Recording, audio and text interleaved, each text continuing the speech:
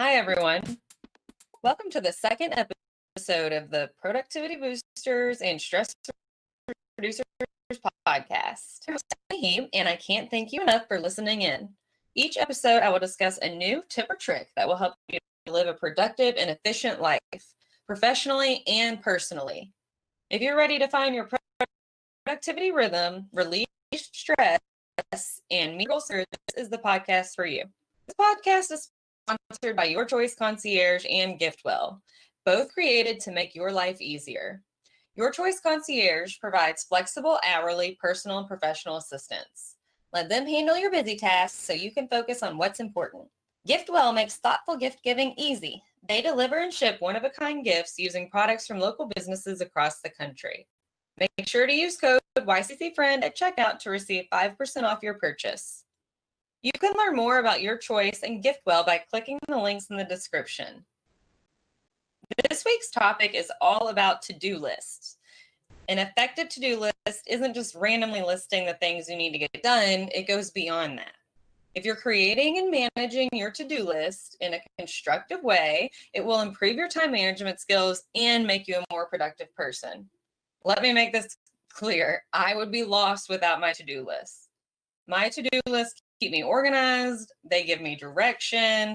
They make me feel less scrambled when I have a lot going on, which is always. I know that without my list, I would lack focus and I would be more likely not making the best use of my time. And yes, you heard me correctly. I have lists, plural. I have a daily to-do list and I have an as time allows list. I don't put monthly or yearly tasks on my to-do list. Those go on my calendar with a reminder so that it pops up when it's time. My daily lists are started in advance. For example, today is Saturday and my Wednesday list has already been created. So my Saturday, Sunday, Monday, Tuesday, Wednesday daily lists are already started and somewhat ready to go. I do this because new to-dos come up in my life every day, but I may not be ready to tackle a task immediately. Something may come up or come to mind today even, and my to-do list is already jam-packed. Unless it's more urgent than something else on my today to-do list, it will get done tomorrow or Monday. But I want to go ahead and have a list ready so that I don't let it slip my mind and get missed. My days are jam-packed, especially with homeschooling. So I put everything on my to-do list these days, and I mean everything. If I need to shower, I put it on my to-do list. If I want to check in on a friend who had a procedure, I put it on my to-do list. My life is busy and full of interruptions. It would be easy to let important things slip through the cracks if I wasn't always adding to my list.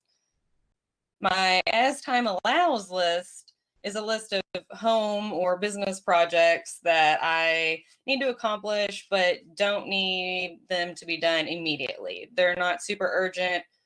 They're just things that would be nice to accomplish within a reasonable amount of time. For example, adding a flower bed to my front yard. It's going to be great when it's done, and I'm very excited about it. But as far as priorities go, it's pretty far down the line, and I don't need to be cluttering my daily to-do list with add flower bed or create flower bed and seeing that every single day. It would just honestly be a distraction. This process is otherwise known as prioritizing. Knowing how to prioritize your tasks and your time is essential to a successful time management plan. When you're prioritizing, look at your list as a whole and do what makes the most sense. For example, if possible, run all of your errands or perform all of your out-of-office tasks at the same time. Like, don't bounce around and go run an errand and run back to the office and then go run another errand and then go back to the office, so on and so forth. If you can avoid it, try to streamline your tasks. Do all your chores at once, or break it up to do all your kitchen chores at the same time and maybe do your living room chores later if you don't want to dig into a whole day's worth of house cleaning. You also want to focus on your most important tasks first. You may be asking yourself, how can I possibly pick what's most important when it all seems so very important?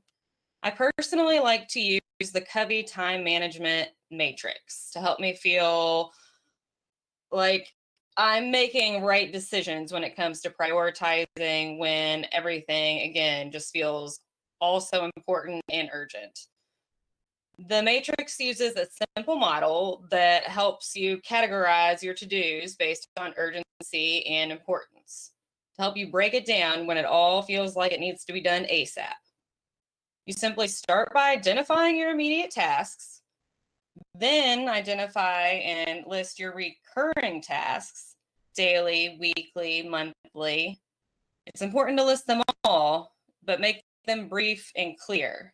Don't overthink it or over-explain in this scenario.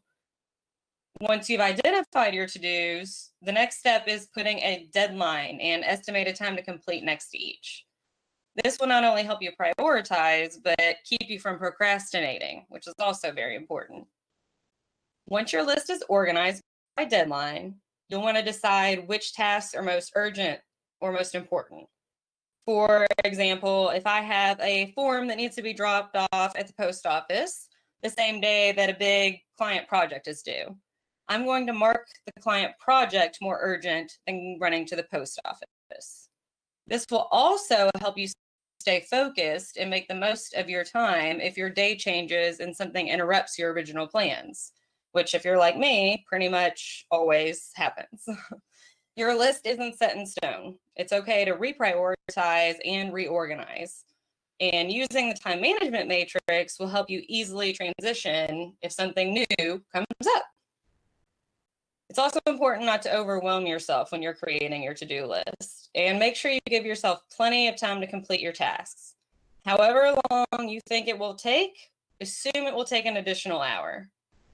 This is also why I like to separate my list into daily lists. A long weekly or monthly list would quickly become overwhelming to me, and overwhelming equals distracting. If I don't plan on working more than 8 hours a day, I don't put more than 5 hours worth of tasks on my to-do list.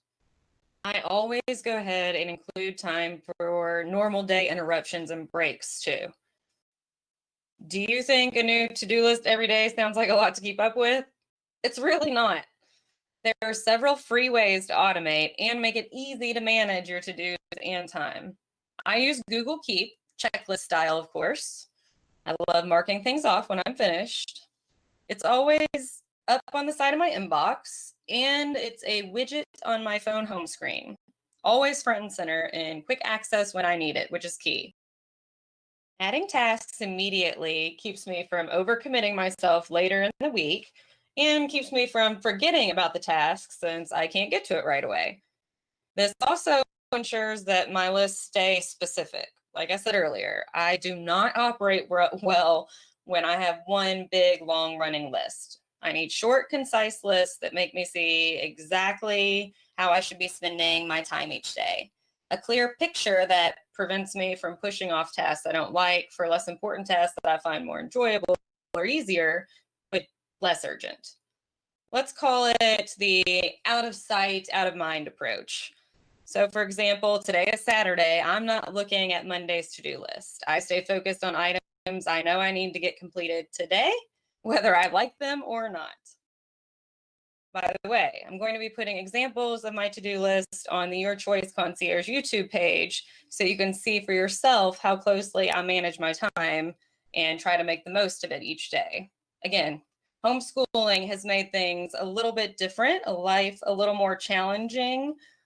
So I am definitely more specific with my tasks and my to-do list now than I was a year ago, but I'm happy to say that it's working. So I think that just proves my point here that a structured to-do list can do a lot to help you manage your time and still accomplish what you need to.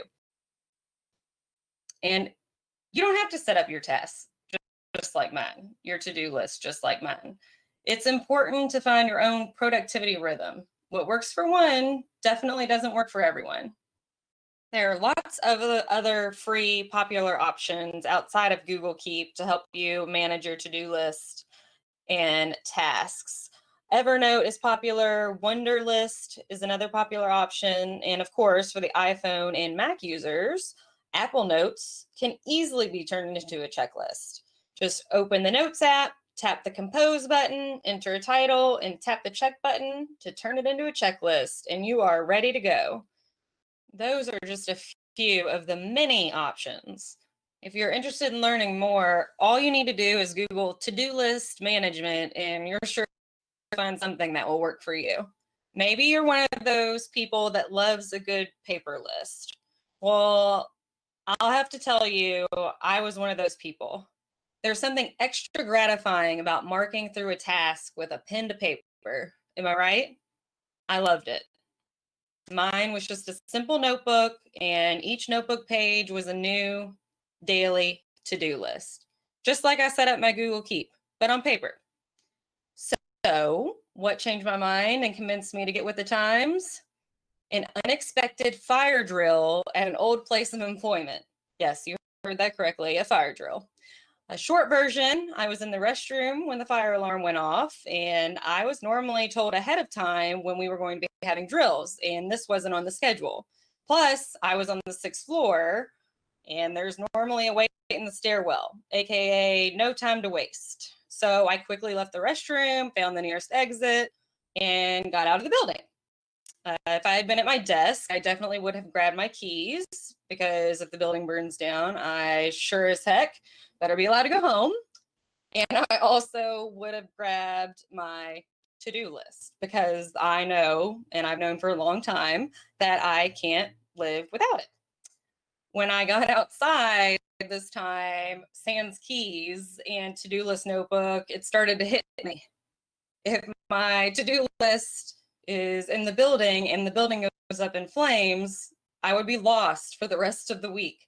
There is no way I was going to remember what I was supposed to work on days from then, or the rest of that day for that matter. The whole point is writing it down to remember, right? If you can remember and manage to keep up with all your tasks without documenting them, then kudos to you. I would say you are a rare breed. But yeah, that's my warning about the paper list.